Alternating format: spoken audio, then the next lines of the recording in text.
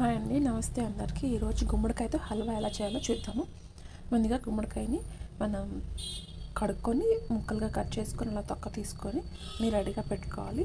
తర్వాత ఇలా పెద్దగా తురిమే దాంతో తురిమేసుకోవాలి. మొత్తము ఒక అడుగు మందంగా ఉండే పెనం తీసుకొని దాంట్లో మనము నెయ్యి వేసుకొని ఈ యొక్క తురుముకున్న దాన్ని గుమ్మడికాయ తురుమును వేసుకొని కలుపుకుంటూ ఉండాలి. మధ్య మధ్యలో నెయ్యి యాడ్ చేసుకుంటూ ఉండాలి. ఒకేసారి నెయ్యి అంతా వేయకుండా మధ్య మధ్యలో మాత్రమే నెయ్యి వేసుకుంటూ తిప్పుతూ ఉండాలి. చాలా ఘాటు స్మెల్ ఉంటుంది. ఆ పచ్చి వాసన అంతా పోయేదాకా కలుపుతూ ఉండాలి. ఆ పచ్చి వాసన పోయాక మాత్రం బెల్లం యాడ్ చేసుకోవాలి. ఇట్లా చూడండి, నెయ్యి ఎన్నిసార్లు యాడ్ చేస్తాము అట్లా నెయ్యి యాడ్ చేస్తూ మనము ఆ దగ్గరికి వచ్చేంత వరకు మనము తిప్పుకుంటూ ఉండాలన్నమాట.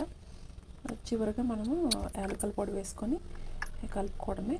చూడండి, ఈ కన్సిస్టెన్సీ గంటలో నుంచి ఇలా అలా ఆ జారు కన్సిస్టెన్సీ వచ్చేంత వరకు మాత్రమే మనము తిప్పుతూనే ఉండాలి. అంతే. Thank you. బాయ్.